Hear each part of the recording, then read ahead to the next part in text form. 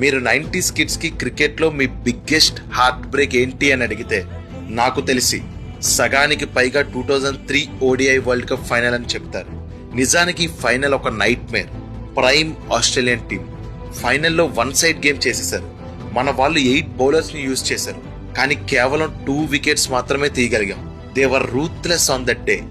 మాకు తెలుసు ఆస్ట్రేలియాని కొట్టడం అంత ఈజీ కాదని, కానీ ఆ వరల్డ్ కప్ లో ఆస్ట్రేలియాని కొట్టే ఛాన్స్ ఏ టీం కైనా ఉంది అంటే అది ఇండియన్ టీంకి. But unfortunately we failed.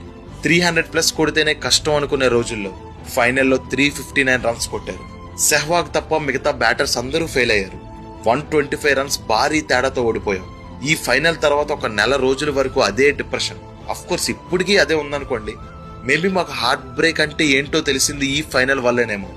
But ఆ రోజు అలాంటి ఆస్ట్రేలియన్ టీంని ఫైనల్లో కొట్టి గెలుచుంటే వేరే లెవెల్లో ఉండేది. సౌరవ్ గంగూలీకి గుడి కట్టేసేవారేమో. ఎందుకంటే 2000 మ్యాచ్ ఫిక్సింగ్ స్కాండల్ తర్వాత ఎంత స్ట్రాంగ్ ఇండియన్ కోర్ని బిల్డ్ చేయడం అనేది అన్బిలీవబుల్ అసలు. ఇంకా ఫైనల్ ఓడిపోయాక పాంటింగ్ బ్యాట్లో స్ప్రింగ్స్ ఉన్నాయని, ఆస్ట్రేలియన్ టీం డ్రగ్స్ తీసుకొని ఆడేశారని అందరూ చెప్తుంటే పిచ్చోల్లాగా నమ్మేశాం. చాలా ఇయర్స్ ఆస్ట్రేలియా టీం కానీ ఆ ప్లేయర్స్ కానీ మాకెవ్వరికి నచ్చేవారు కాదు. కానీ ఇప్పుడు మాలో ఎవరిని అడిగినా యునానిమస్ గా that was the most dangerous team అని చెప్తారు. And we respect each and every Australian cricketer who played that world cup. Ricky Ponting, Hayden, Gilchrist, Brett Lee, McGrath, Symonds ఇలా అందరికీ ఇండియాలో సపరేట్ ఫ్యాన్ బేసే ఉంది. ఆ ఫ్యాన్ బేస్ లో సగం మా 90s వాళ్ళే ఉంటారేమో. ఈ ఫైనల్ క్రికెట్ లో నా ఫస్ట్ హార్ట్ బ్రేక్. మరి మీ ఫస్ట్ హార్ట్ బ్రేక్ ఎప్పుడు? కామెంట్ చేసి చెప్పండి.